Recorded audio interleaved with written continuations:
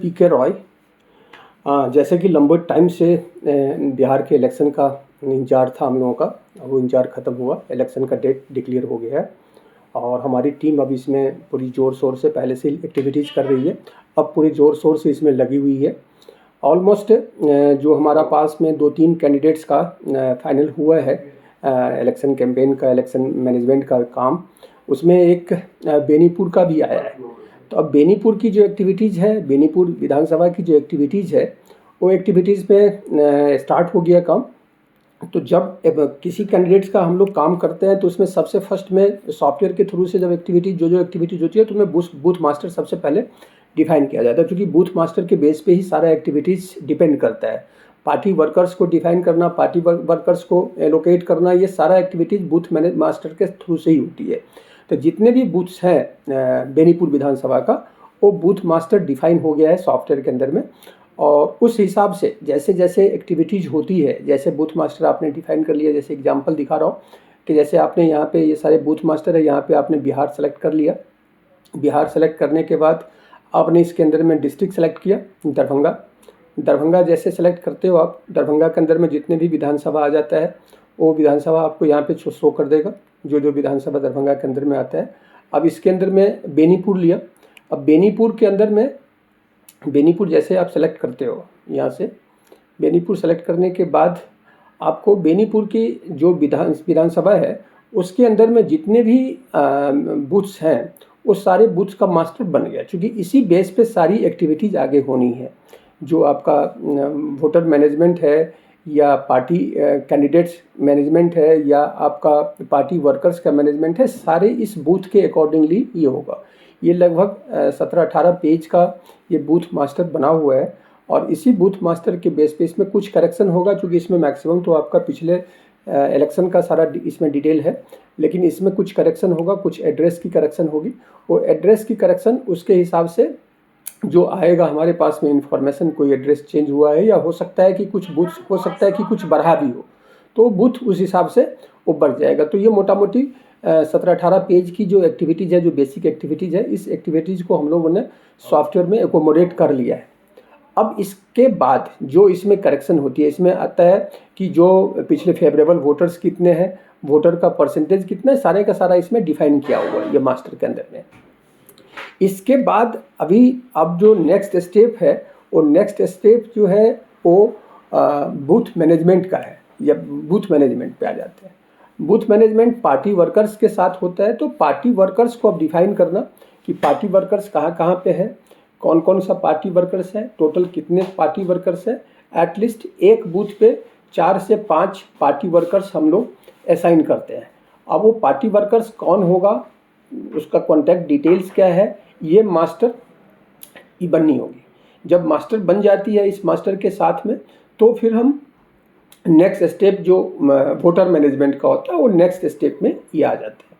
जैसे आप देखेंगे यहाँ पे कि बूथ मैनेजमेंट पे यदि डिफाइन करते हैं, क्लिक करते हैं, तो ये बूथ मैनेजमेंट आ गया। अब बूथ मैनेजमेंट के अंदर में जो पार्टी वर्कर्स है, अब यहाँ से पार्टी वर्कर्स को डिफाइन कर लेते हैं हर एक बूथ का। इसमें एक नया ऐड हुआ है, पिछले साल ये सब, पिछले इलेक्शन में ये नहीं था, जोन वाइज। अब हम लोग जोन, 4 जोन 5 जोन में पूरे विधानसभा को डिवाइड कर देते हैं, और उस जोन में उस जोन के पार्टी वर्कर्स को भी अपने अपने जोन के अंदर में देखने की, उसकी मॉनिटरिंग करने की, उसकी सुपरविजन करने की, उसके पास में एक्सेस होता है, या वो वहाँ पे मॉनिटर करता है। और एक टीम 11 का जो यहाँ पे कॉन्सेप्ट आया है कि टीम 11 बना के कि ओवरऑल वो सारी एक्टिविटीज़ को मॉनिटर करेगा, जो टीम 11 होता है। ये टीम 11 आप एक भी बना सकते हो, 2 भी बना सकते हो, जिस तरह से डिपेंड करता है, पार्टी वर्कर्स पे डिपेंड करता है कि टीम 11 को कैसे कैसे डिफाइन करना है। तो ये पार्टी वर्कर्स की जो एक्टिविटीज़ है, ये पार्टी वर्कर्स की एक्टिविटीज़ पे अब हम लोग काम शुरू कर रहे हैं। तो उस हिसाब से देखा जाए तो जो पार्टी वर्कर्स बन जाता है, उसके बाद आप जो एक्टिविटीज़ करते हो, तो फिर वो एक, आप क्या कह सकते हैं, जैसे कि जो प्लान्ड वे में काम करना, एक प्रॉपर प्लान्ड वे में काम करने के लिए ये बेसिक चीज़ 2 जरूरी होती है। उसके बाद सबसे टफ काम जो होता है वो वोटर मैनेजमेंट। जैसे यहाँ पे आप देखेंगे कि जो भी बूथ आप क्लिक करोगे, उस बूथ का जो एड्रेस है ऑटोमेटिकली सिस्टम उठा लेगा, जैसे बूथ नंबर सेलेक्ट किया ऑटोमेटिकली उस बूथ नंबर का एड्रेस आ जाएगा, वहाँ पे कौन पार्टी वर्कर्स है वो ऑटोमेटिकली आएगा। तो ये बूथ मास्टर बनने के बाद ही ये पॉसिबल हो सकता है कि उस बूथ मास्टर से रिलेटेड जितनी भी एक्टिविटीज़ हो रही है वो सिस्टम में time to time up to date होता रहेगा। तो बूथ मास्टर बनाने के बाद अब पार्टी वर्कर्स पे आ जाते हैं कि पार्टी वर्कर्स को कैसे कैसे डिफाइन करना है। ये भी एक चैलेंज होता है कि किस पार्टी वर्कर्स को कहाँ पे दिया जाए। एक एक गांव के अंदर में सपोज 15-15 20-20 लोग हैं तो पार्टी वर्कर्स है, तो उस पार्टी वर्कर्स को आप कौन सा बूथ नंबर पे, जैसे आप देखेंगे ये बूथ नंबर आ रहा है तो बूथ नंबर पे कौन सा बूथ नंबर पे किसको डिप्यूट किया जा रहा है उसके पास में उसकी रिस्पॉन्सिबिलिटी रहती है। तो ये भी एक इम्पोर्टेंट और चैलेंज वाला काम होता है कि किसके साथ में कोऑर्डिनेशन कैसा है, नहीं है, टीम 11 को कैसे डिफाइन करना है। टीम 11 का भी रोल जो होता है वो बहुत ही इंपॉर्टेंट रोल होता है कि ओवरऑल उसकी मॉनिटरिंग होती है टीम 11 का।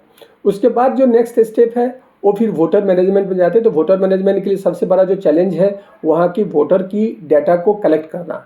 चूँकि करंट डाटा बहुत सारे लोगों का कॉन्टैक्ट नंबर चेंज हो गया रहता है, बहुत सारे नंबर नया लोग ले लेते हैं। तो जैसे गैस एजेंसीज है या लोकल मार्केट्स है या राशन कार्ड है, तो इन लोगों के पास में करंट डाटा होता है। ये जो डाटा का टाइप है, जैसे डाटा का टाइप आप यहाँ पे देखेंगे राशन कार्ड, बैंक या अदर बहुत सारे रिसोर्स होते हैं। यहाँ से डाटा को कलेक्ट करना, वोटर्स के डाटा को कलेक्ट करना, उसके ऊपर में फिर फॉलोअप करवाना या सर्वे करवाना या मोटिवेशन करवाना, ये भी एक चैलेंज हो जाता है। तो इस चैलेंज को ही हमें फेस करना है कि इसको हम कैसे स्मार्टली इसको हैंडल कर पाते हैं। तो ये एक्टिविटीज़ आपका मेन एक्टिविटीज़ में आ जाता है। तो मोटा मोटी ये है कि ऑलमोस्ट हम लोगों की प्रिपरेशन पूरी हो गई है तीनों चारों विधानसभा की, और तीनों चारों विधानसभा पे की जो मास्टर है वो मास्टर डिफाइन हो गया है, उसकी बूथ मास्टर डिफाइन हो गया है, और उसकी जो लोकल डेटा है वो लोकल डेटा कलेक्ट करने के लिए टीम अलग अलग टीम लगी हुई है। ऑलमोस्ट 2 से 3 दिन के अंदर में सारा डाटा हमारे पास में कलेक्ट होकर के आ जाएगा। और उसके बाद जहाँ जहाँ पे जो रिक्वायरमेंट है, कोई स्पेसिफिक रिक्वायरमेंट है, किसी के पास में एसएमएस करना है, किसी के पास में व्हाट्सअप करना है, फिर कुछ लोगों की ये भी है कि हमारे पास में 15-15 20-20 कॉलर को बैठाया जाए कि जो कॉल करें। कॉल करने से क्या हो जाता है कि 2-3 चीज़ एक साथ ही हो जाती है कि एक तो सर्वे भी हो जाता है, मोटिवेशन भी हो जाता है, और वहाँ की जो निगेटिविटी रिपोर्ट्स है, यदि कोई वहाँ पे निगेटिविटी है तो उसका भी एक आइडिया लग जाता है कि वो एक इन हाउस कॉल करने से कॉलिंग टीम बैठ जाती है और वही कॉलिंग टीम अपना इन्फॉर्मेशन कॉल करके हमें दे देती है। उससे हमारा वोटर का रेशियो परसेंटेज जो है ना वो एरिया वाइज भी हमें पता चल जाता है, और नॉट एरिया वाइज पता चलता है तो नंबर वाइज पता जरूर चल जाता है कि पहले हमारे पास ये था जी और ये कॉल करने के बाद ये अपडेट हुआ है। तो इस तरह से सिस्टम करने के बाद आप आगे की एक्टिविटीज़ को हम लोग फुल प्रूफ और काम कर सकते हैं। तो मोटा मोटी अभी के टाइम में यही है कि और सब पूरे टीम मेंबर से, जितने भी हमारे टीम के मेंबर हैं, सबसे ये रिक्वेस्ट है कि सीरियसली आप इस काम में लग जाए। और चूँकि टाइम बहुत शॉर्ट टाइम में हमें सारे काम करना है, सारे एक्टिविटीज़ करना है, तो इस शॉर्ट टाइम में ही आपको मैक्सिमम आउटपुट देना है और पूरे मोटिवेशन और